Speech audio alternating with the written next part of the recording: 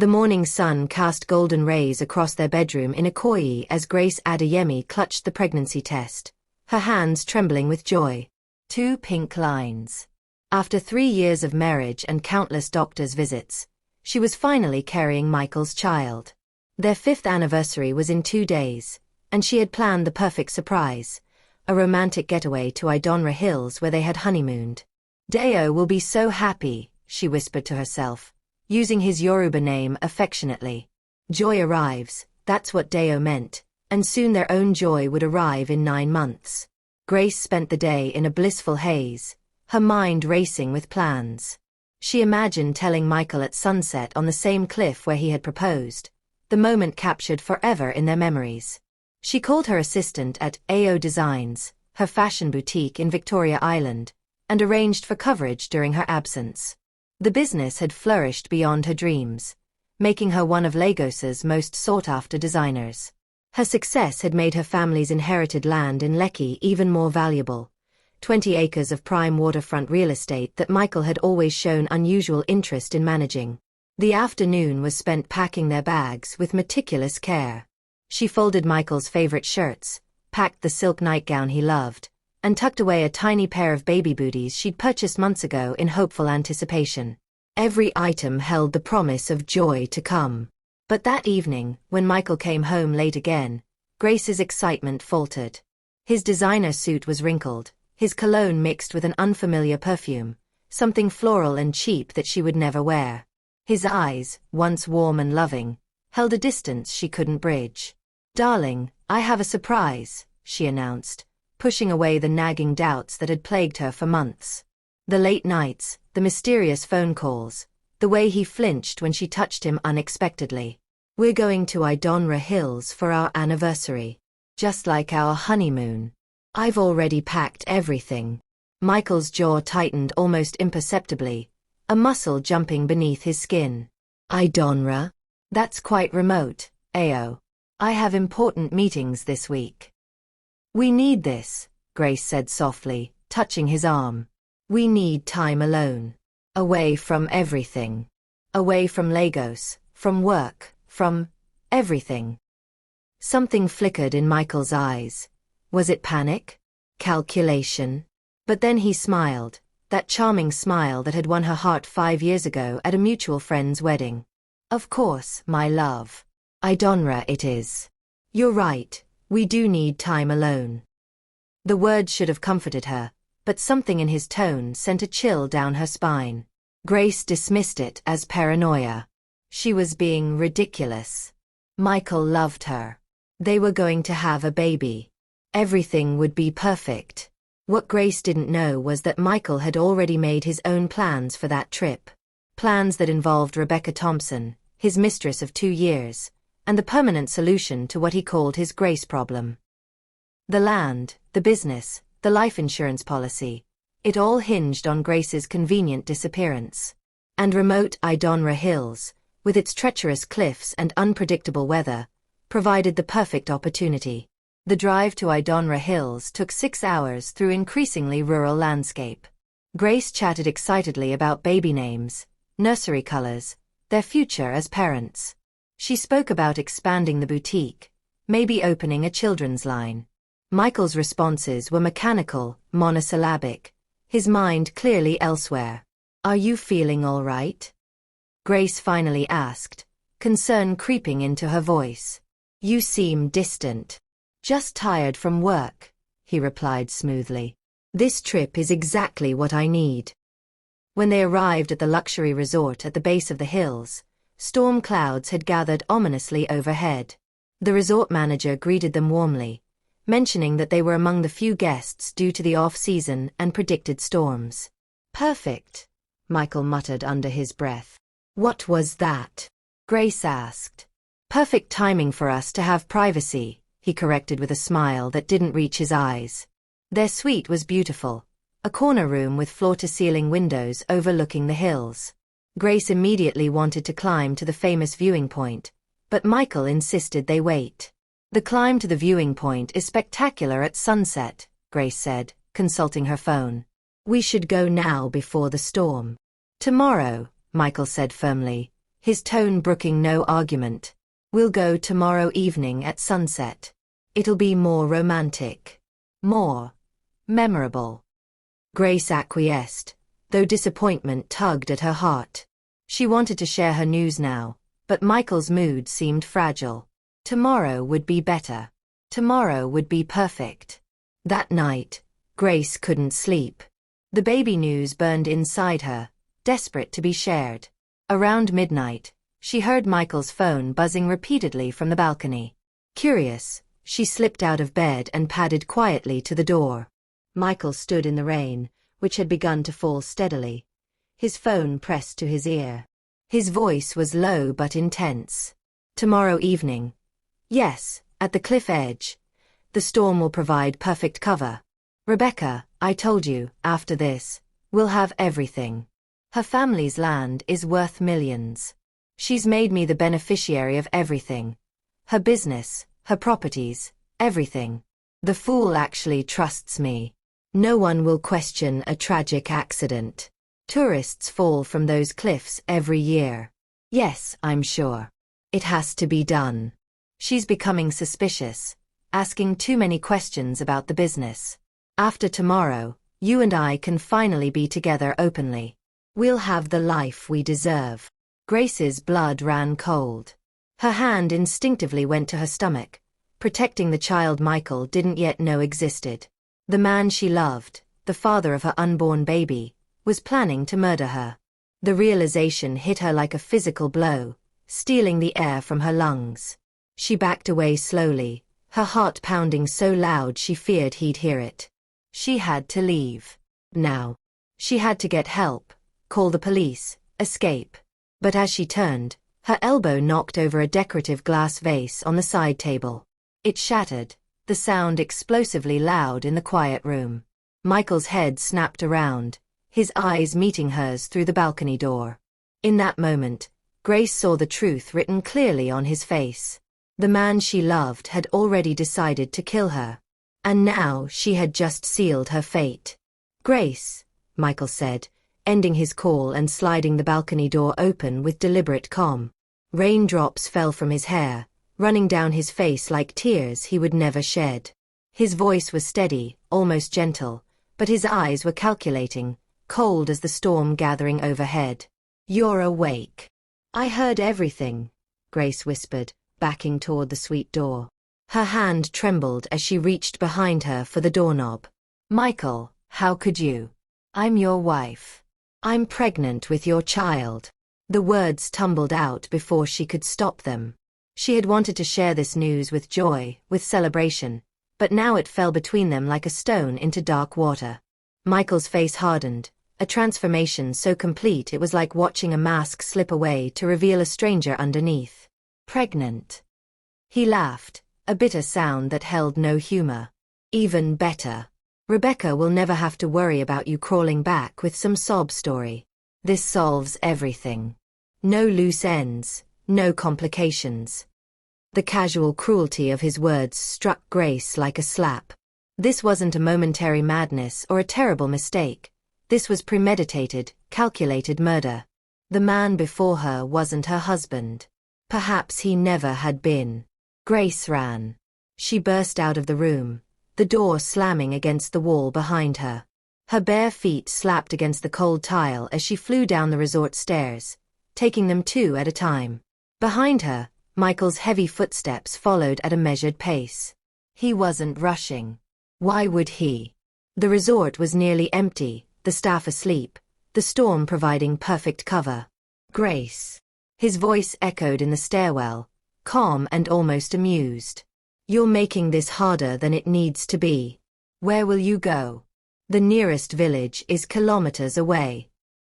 She ran into the night, toward the base of Idonra Hills. The ancient stone steps beckoned, leading up into the darkness. If she could reach the village at the summit, find help, call the police. The first drops of rain began to fall as she started climbing, her white nightgown quickly becoming soaked and heavy. The steps were treacherous, centuries-old stone carved by long-dead hands, worn smooth by countless feet, now slick with rain. Lightning split the sky, illuminating the massive hills rising around her. The forest pressed in on both sides, alive with the sounds of the storm. Thunder rumbled, so deep she felt it in her bones. "Grace. Stop." Michael's voice came from below, closer than she expected. "You'll fall. Let me help you." The lies rolled off his tongue so easily. Grace's lungs burned as she climbed higher, her pregnant body already protesting the exertion. She could hear the waterfall that cascaded down the eastern face of the hills, its roar growing louder with each step. Her foot slipped. She caught herself on a root jutting from the hillside, pulling herself up onto a narrow viewing platform. Her heart sank as she realized her mistake. This was a dead end. The path continued up the other side of the gorge, but here, there was only a wooden railing and 100-meter drop into the forest below. Michael appeared through the curtain of rain, breathing hard but smiling. In the lightning's flash, Grace saw scratches on his face from where branches had caught him during the chase. He looked like a demon emerging from hell. "End of the road, Ao," he said, his voice carrying over the storm. "I really wish you hadn't overheard that call. I had planned to make it quick, painless. A gentle push, a tragic accident. But now you've made me chase you through a storm like some common criminal." "Please," Grace sobbed, pressing against the railing. She felt it creak ominously under her weight, the old wood rotted by years of weather. "Michael, I love you. We can work this out. Think about our baby, your child. Doesn't that mean anything to you?" "I am thinking about my future," he said coldly, advancing across the platform. "And it's with Rebecca. Your land, your business, it's all going to fund our life together. You were always too soft, too trusting, too naive. In this world, Grace, the ruthless survive. The kind get trampled. Detective James Adelique has been watching you," Grace said desperately, grasping at straws. "He came to see me last month. He said several wives of wealthy men have disappeared under suspicious circumstances. He suspects you. If I die, he'll know." Michael hesitated, uncertainty crossing his features. Tund is a fool. He has no proof of anything. "He does now," Grace lied, praying he'd believe her. "I recorded everything. Your phone calls, your meetings with Rebecca, everything.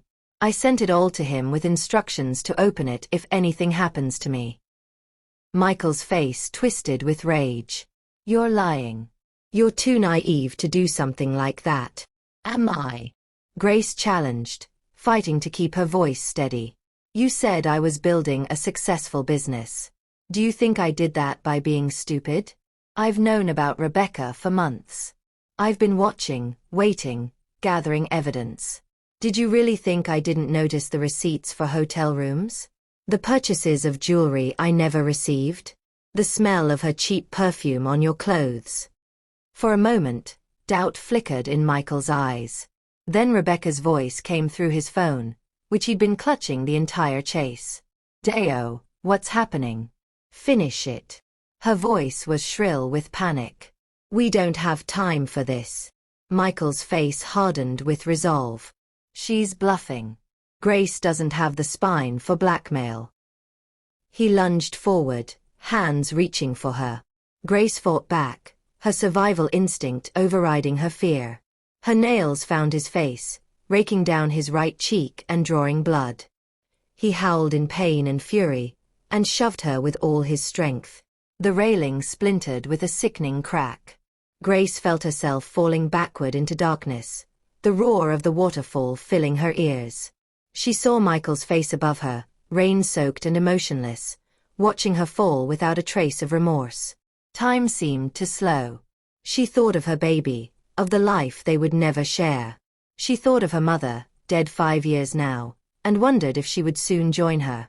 The storm raged around her, lightning illuminating her descent. Then the world went black. Grace's body crashed through thick vegetation, branches breaking her fall, tearing her skin and nightgown. The pain was unimaginable, ribs cracking, bones breaking, flesh tearing. She hit water with tremendous force, the hidden pool at the base of the waterfall that locals called Omi Ao, the water of joy. The impact drove the air from her lungs and consciousness from her mind. The pool was deep, fed by the waterfall and underground springs. Grace sank into its depths, her body limp, blood clouding the water around her. But the current, gentle and almost purposeful, pushed her toward the shallows. She surfaced once, gasping reflexively, her body's survival instinct overriding the darkness trying to claim her. She managed to drag herself onto the muddy bank, her hands clutching at roots and stones. Above her, she could hear Michael calling into the darkness, his voice distant and unconcerned. "Grace. Grace." Then, more quietly, she heard him speak into his phone. "It's done." She fell. "No, I'm sure. No one could survive that fall. Meet me back in Lagos. We'll file the missing person report tomorrow. Start planning the funeral." Grace tried to call out, to scream that she was alive, but only a whisper emerged from her lips. Her vision dimmed, her strength failing. The last thing she saw before darkness claimed her completely was the first light of dawn breaking through the storm clouds, and a figure emerging from the forest, an elderly woman in traditional dress, moving toward her with purpose. Then everything faded to black. Grace opened her eyes to darkness and the scent of herbs, sharp and medicinal, mixed with wood smoke and earth. Her entire body screamed in agony with even the slightest breath. She tried to move and whimpered, the sound weak and pitiful. "Sure, Omober in me," a gentle voice said from somewhere nearby. "My daughter, you must rest.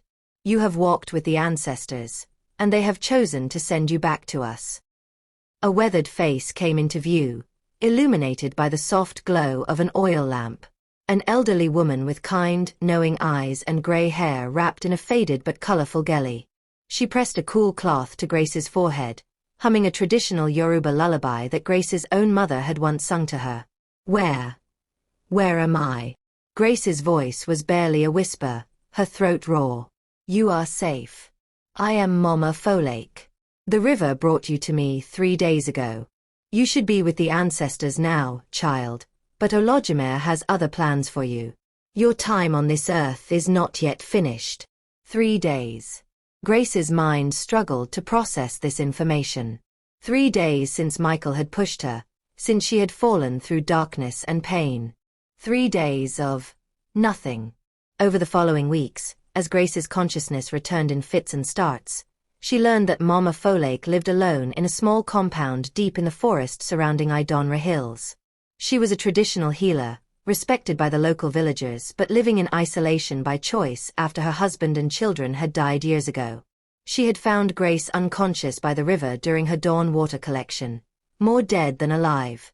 "Your body was broken in many places," Mama Folake explained as she applied herbal poultices to Grace's wounds, the paste green and pungent.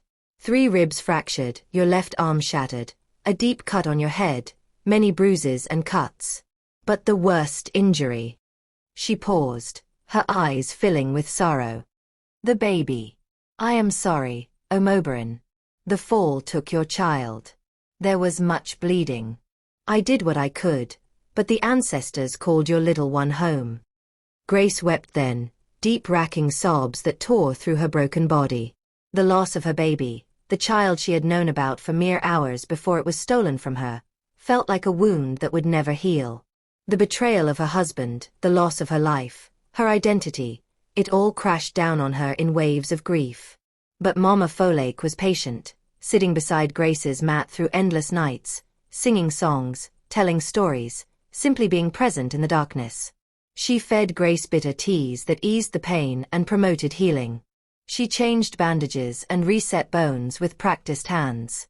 She gave Grace permission to grieve, to rage, to despair. Months passed in a blur. The rains came and went. Grace's bones slowly knitted back together, though her left arm would never be quite the same. The scars on her body healed into pale lines that mapped her survival. But her memory remained frustratingly fragmented. She remembered falling, remembered Michael's face, but the details were hazy, dreamlike. She never asked to leave Mama Folake's compound. Where would she go? Michael thought she was dead. Her family was scattered, her parents gone, her siblings living abroad. She had no friends close enough to question her disappearance for long. In truth, she had built her entire life around Michael, and now that life was gone. Then one day, nearly 6 months after her fall, everything changed. Grace was helping Mama Folake in her garden, slowly regaining her strength, when a group of villagers came seeking medicine. They brought news from Lagos, gossip and stories shared over the preparation of herbs. Such a tragedy about Michael Adeyemi, one woman said, shaking her head. His wife fell from Idonra Hills on their anniversary trip. They never found the body. The river must have taken her. He's married again already. Can you imagine? To that Rebecca woman. So young and pretty, but there's something cold about her eyes. Another woman chimed in. They say she was his mistress even before his wife disappeared. Some people have no shame. But he's building a big house on his late wife's family land now. At least the poor woman's property is being put to good use. Good use. The first woman scoffed. He's demolished her fashion boutique to build a nightclub. AO Designs was beautiful. Now it's going to be some loud, vulgar place. No respect for the dead. The words struck Grace like lightning. Everything came flooding back. The overheard conversation, the chase, Michael's hands on her shoulders, the push, the fall, the betrayal, the murder attempt, the calculated theft of everything she had built.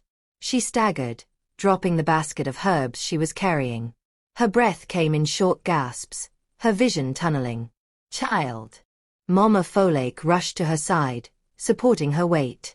What is it? Are you in pain? I remember, Grace gasped, clutching the older woman's arms. Mama, I remember everything. He pushed me. Michael pushed me off that cliff. He tried to kill me for my land, my business, for Rebecca. And they think I'm dead. They think they got away with it. The villagers had already left, unaware of the significance of their gossip. Mama Folake helped Grace inside the house, settling her on a mat with a cup of calming tea. She said nothing, just waited for Grace to speak. I need to go back, Grace finally said, her voice shaking. I need to tell the police, expose them, get justice. And then what? Mama Folake interrupted gently. You appear like a ghost, tell your story, and hope they believe you? A woman who has been missing for 6 months, with no proof of what happened? They have already declared you dead, claimed your property, moved on with their lives. Michael is rich, powerful, connected. Who will believe you? Grace opened her mouth to argue, then closed it. Mama Folake was right. She had no proof. It would be her word against Michael's, and she was legally dead. Then what do I do? Grace asked, despair creeping into her voice. Let them win. Let them keep everything I worked for? Let them kill me and profit from it. No, Mama Folake said firmly, taking Grace's scarred hands in her own. The ancestors saved you for a reason, Ao. But revenge taken in haste is like unripe fruit, bitter and unsatisfying. If you want true justice, you must be patient. You must be strategic. And you must become someone new. Someone new. Your old life is gone. Grace Adeyemi is dead. Let her stay dead. But from her ashes, someone stronger can rise.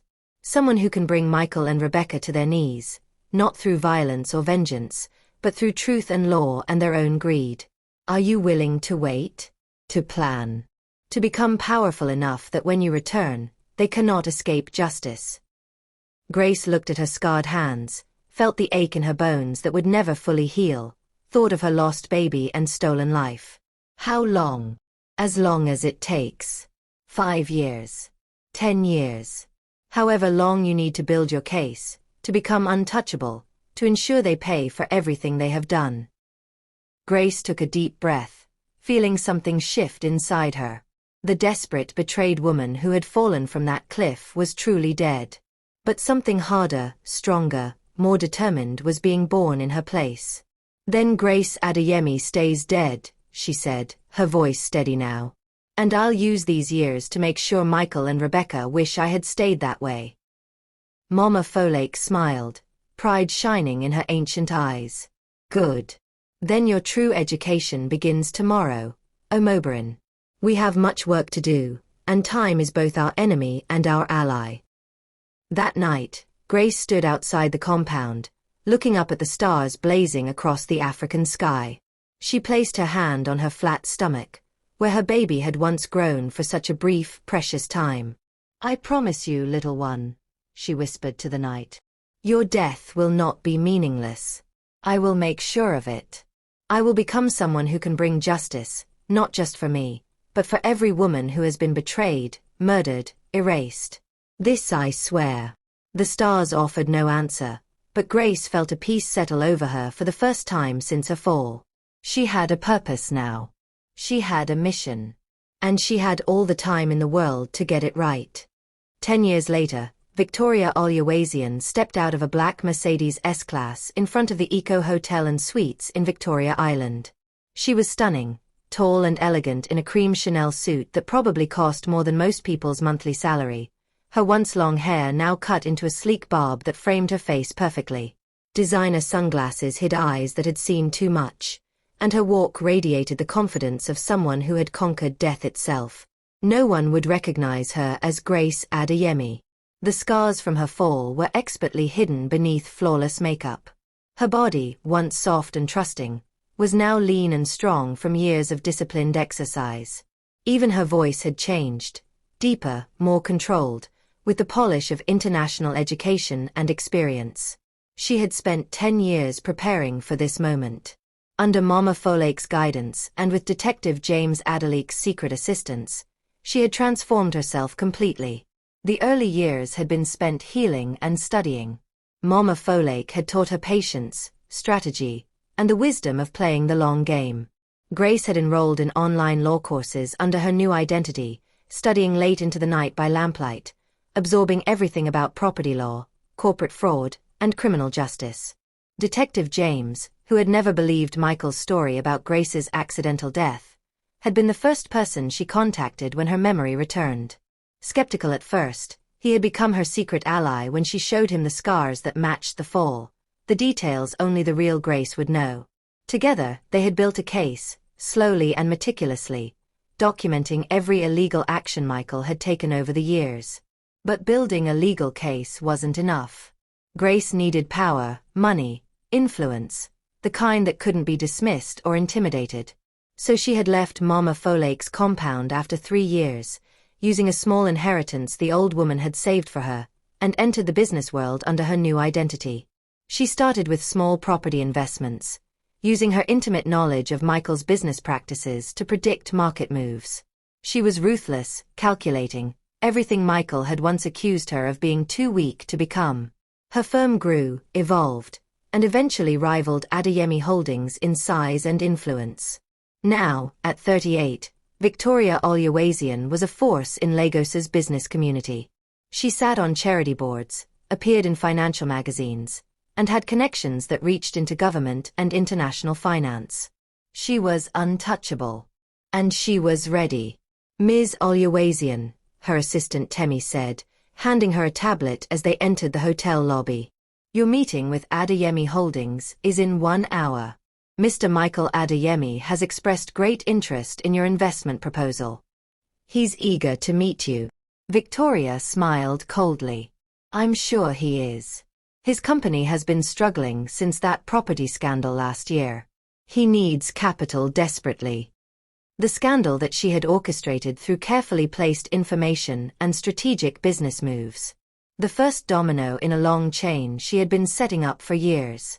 She spent the hour preparing in her hotel suite, reviewing the files Detective James had compiled. Michael had been busy during her death. He had liquidated her fashion business, sold her family land for massive profit, and used the money to expand his empire. He and Rebecca had married within 6 months of Grace's disappearance, in a lavish ceremony that had been covered in society magazines. But their marriage, from what Victoria's investigators had discovered, was far from happy. Rebecca had expected a life of luxury and ease, but maintaining Michael's facade required constant work and expense. They fought frequently, their relationship poisoned by the guilt and greed that had brought them together. Perfect. The conference room at Adeyemi Holdings was all glass and steel, overlooking Lagos's glittering skyline. Victoria arrived exactly on time, her heels clicking on marble floors, her presence commanding attention from everyone she passed. Michael entered with Rebecca at his side. He was 42 now, graying at the temples but still handsome in an expensive suit. Rebecca, 40, wore designer clothing and excessive jewelry, including pieces Victoria recognized as belonging to her own family's collection. Ms. Oluwaseun, Michael said, extending his hand with his most charming smile. It's such a pleasure to finally meet you. We've heard excellent things about your firm. Your business acumen is legendary.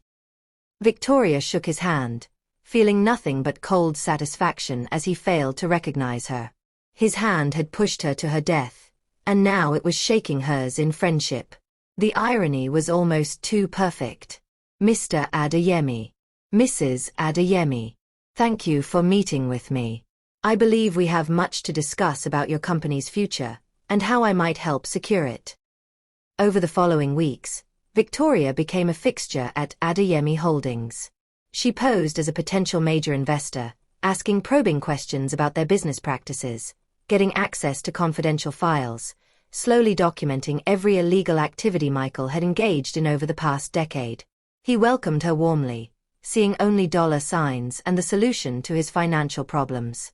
Rebecca was more suspicious, her eyes narrowing whenever Victoria was around, but she said nothing. She needed Victoria's money as much as Michael did. One evening, Michael invited Victoria to dinner at his penthouse, the same luxurious apartment he had once shared with Grace, though now redecorated in Rebecca's gaudy taste. You remind me of someone, Michael said over expensive wine, studying her face with an intensity that made Victoria's heart race. I can't quite place it, but there's something familiar about you. I have one of those faces, Victoria said smoothly, her voice betraying none of the rage churning inside her. People often think they know me. I spent years in London and New York. Perhaps we crossed paths at some business conference. Rebecca appeared then, dressed in a designer gown that was too young for her, too desperate. Darling, don't interrogate our guest. Victoria is going to save our company. We should celebrate, not play detective. Victoria noticed how Rebecca's eyes kept darting to Michael's phone, how she flinched slightly when he touched her shoulder. The cracks in their relationship were visible to anyone who looked closely enough. Tell me, Victoria said casually, swirling her wine. I heard you lost your first wife in a tragic accident. That must have been devastating. The question hung in the air. Michael's expression darkened, his charm slipping for just a moment. Rebecca's face went pale, her hands tightening around her wine glass. It was a long time ago, Michael finally said, his voice carefully neutral. Grace was careless. She went too close to the edge of a cliff during a storm at Idonra Hills. I tried to save her, but the railing gave way. She fell before I could reach her. We never even found her body. How terrible, Victoria said, her voice steady despite wanting to scream the truth. To lose someone so carelessly, so unexpectedly. It must haunt you. Sometimes, Michael admitted, and for a moment, Victoria thought she saw genuine emotion in his eyes. Guilt. Regret. But then it was gone, replaced by his usual calculated charm. But life goes on. Grace would have wanted me to be happy. Victoria smiled, a cold expression that didn't reach her eyes.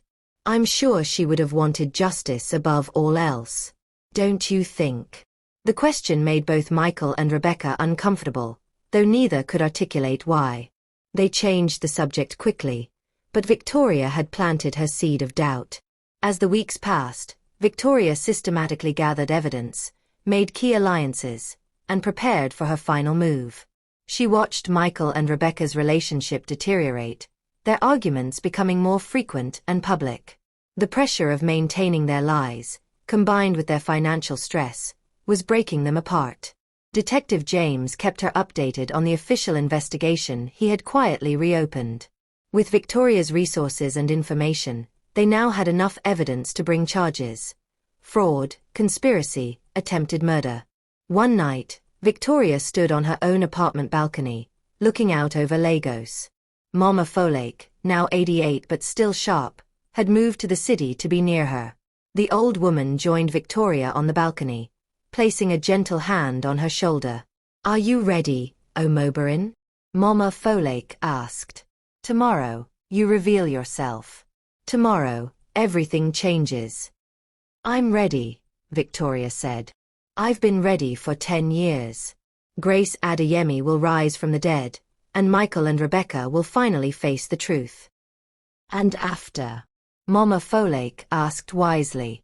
"After justice is served, what then? Will revenge truly heal the wounds they inflicted?" Victoria was quiet for a long moment. "No," she finally admitted.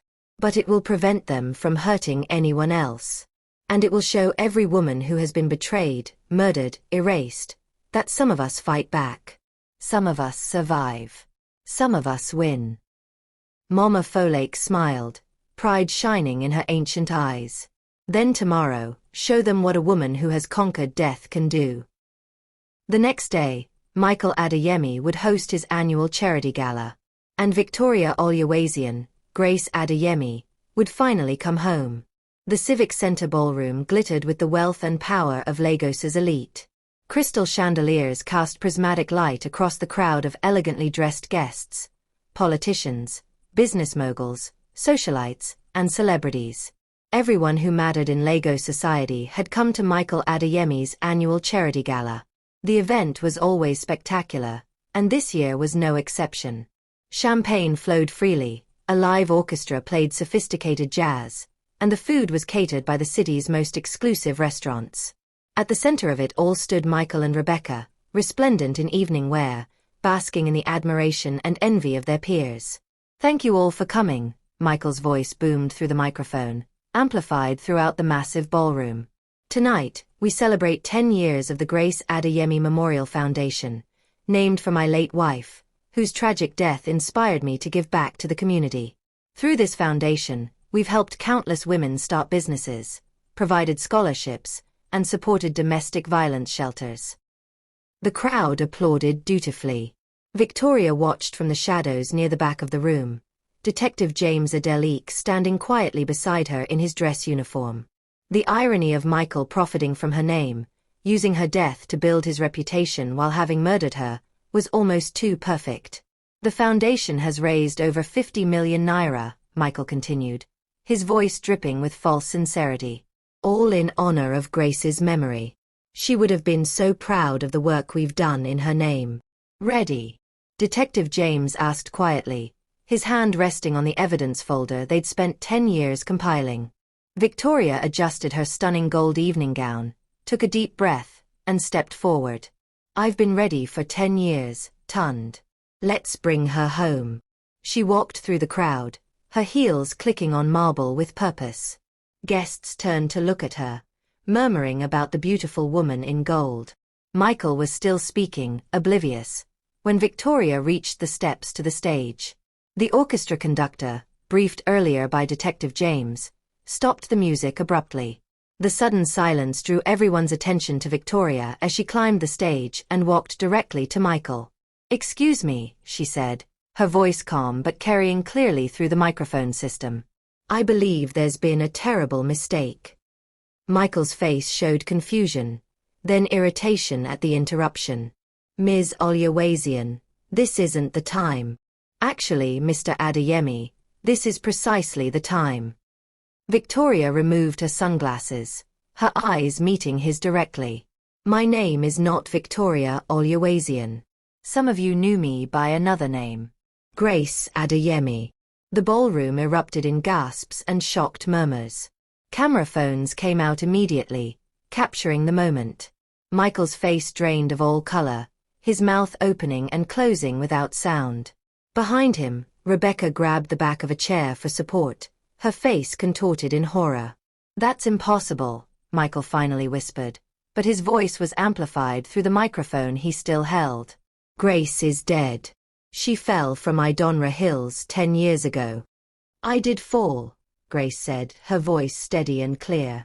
But I didn't die. You pushed me off that cliff, Michael. You and Rebecca planned my murder so you could steal my inheritance, my business, my life. This is insane, Michael shouted, but his voice cracked. Security. This woman is clearly delusional. Am I? Grace turned to address the crowd. 10 years ago, my husband brought me to Idonra Hills for our anniversary. I had just discovered I was pregnant with his child. I also discovered he was having an affair with Rebecca Thompson and planning to kill me. When I tried to run, he chased me to a viewing platform and pushed me over the edge during a storm.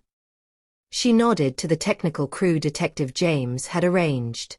The massive screens around the ballroom flickered to life, showing documents, bank records, forged signatures transferring her property to Michael mere weeks after her disappearance. Tell me, Michael, Grace continued, her voice like steel. How did you explain the scratches on your face the morning after I disappeared? The deep ones on your right cheek that I gave you while fighting for my life. Michael's hand unconsciously went to his face, where faint scars were still visible if you looked closely enough. The crowd was silent now, mesmerized and horrified. The screens showed more evidence, emails between Michael and Rebecca discussing Grace's accident before it happened. Financial records showing Rebecca had been receiving money from Michael for 2 years before Grace's death, photos of the broken railing at Idonra Hills that had never been properly repaired or investigated. Detective Adele Eek has been very thorough over the past 10 years, Grace said, gesturing to James, who stepped onto the stage. We have witness statements from resort staff who heard arguing that night. We have phone records showing Michael called Rebecca immediately after I fell. We have evidence that Michael liquidated all my assets and transferred them to himself using forged documents. He even demolished my fashion boutique, my life's work, to build a nightclub. It was an accident, Rebecca suddenly screamed, her composure shattering completely.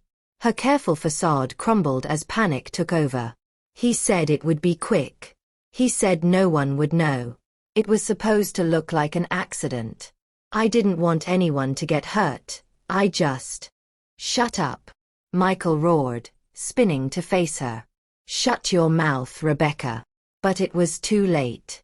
The confession, captured by dozens of phones and cameras, had been heard by everyone in the room. The crowd erupted in chaos, some people screaming, others trying to rush the stage, reporters shouting questions. Police officers, arranged by Detective James, entered the ballroom from all sides. They moved through the crowd with practiced efficiency, converging on the stage. Michael Adeyemi, Rebecca Adeyemi, you are under arrest, Detective James announced formally, for conspiracy to commit murder, attempted murder, fraud, and forgery. You have the right to remain silent. As the handcuffs clicked around Michael's wrists, he finally looked at Grace, really looked at her, and she saw recognition dawn in his eyes. Grace, he whispered, his voice breaking. I'm sorry. I was young, stupid, greedy. If I could take it back. You killed our child, Grace said quietly, stepping close enough that only he could hear. Her voice was steady, but tears streamed down her face. You pushed me off a cliff while I was pregnant with your baby. You stole 10 years of my life. You made me die and be reborn just to survive. Sorry doesn't begin to cover what you owe. The baby, Michael whispered, something that might have been genuine remorse crossing his face. I didn't know. You didn't ask. Grace cut him off. You didn't care. You saw me as an obstacle, a means to wealth, never as a person, never as your wife. And now you'll spend the rest of your life paying for that mistake. As they led Michael away, Rebecca broke down completely, sobbing and trying to blame Michael for everything. Their relationship, built on lies and greed, was imploding publicly and spectacularly. Grace felt a gentle hand on her shoulder and turned to see Mama Folake, dressed in beautiful traditional attire, tears streaming down her weathered face. The old woman had been seated in the front row, witnessing everything. "Oh, Moba in me," Mama Folake said softly, pulling Grace into an embrace. "You did it. Justice has finally come. The ancestors are pleased." Grace collapsed into Mama Folake's arms, finally allowing herself to truly cry.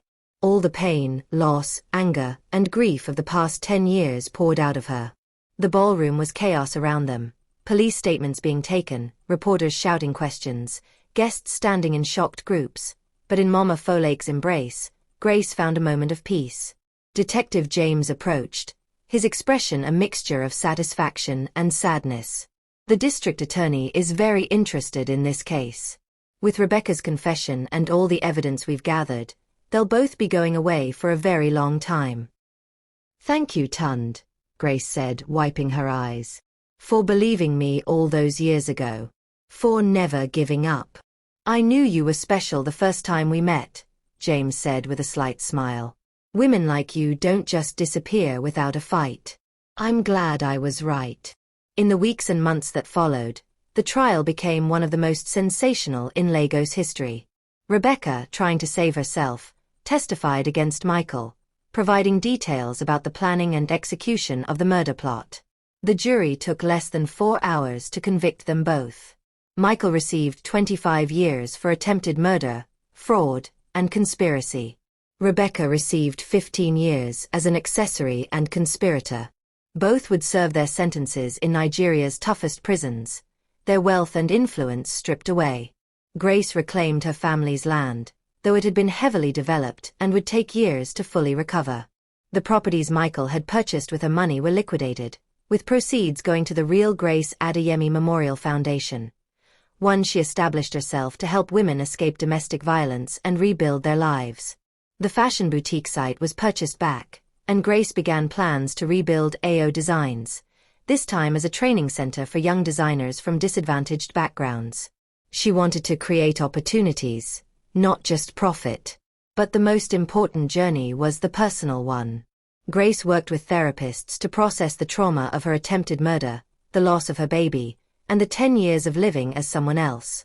It was painful work, reopening wounds she had carefully sealed away while focused on justice.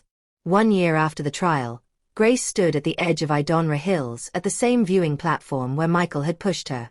Detective James had arranged for the entire area to be renovated, proper railings installed, lighting added, signs warning of dangers. A small bronze plaque had been mounted on a stone near the railing.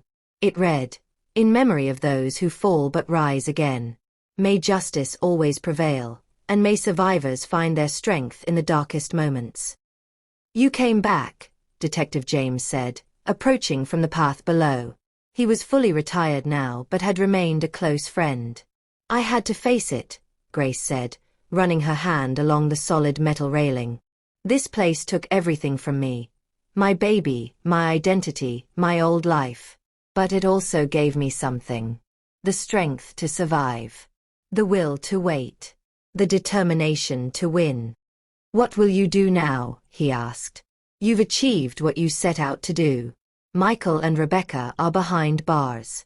You have your life back." Grace looked out over the lush forest, the same forest that had broken her fall and saved her life. The waterfall cascaded in the distance, its roar the same as it had been that terrible night. But now, in daylight, it was beautiful rather than terrifying. "Live," she said simply. "Really live. Grace Adeyemi died that night, but she's been reborn. And this time, I'm going to make sure her life counts for something more than revenge.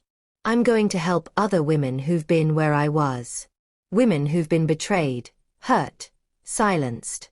I'm going to show them that survival is possible. That justice is possible. That you can fall and still rise again." Mama Folake, who had been sitting on a bench near the path, joined them. At 88, she moved slowly but with the same dignity and wisdom she had always possessed. "The ancestors are proud of you, Omoberin," she said, taking Grace's hand. "You have turned your pain into purpose. That is the greatest revenge of all, not destroying your enemies, but becoming someone they could never destroy." Grace smiled, the first genuine smile that reached her eyes in 10 years. "I couldn't have done it without you, Mama. You saved me in every way a person can be saved." The three of them stood together as the sun began to set, painting the sky in brilliant oranges and purples. Tourists and locals walked the paths around them, unaware of the drama that had unfolded here a decade ago. As they descended the ancient stone steps together, Grace felt lighter than she had in years. The fall had nearly destroyed her. The betrayal had shattered her world. But in the end, she had become unbreakable. Behind them, the water continued to cascade down Idonra Hills, flowing through Omi Ao, the water of joy. And for the first time since that terrible night, Grace felt that joy was not just a memory or a name,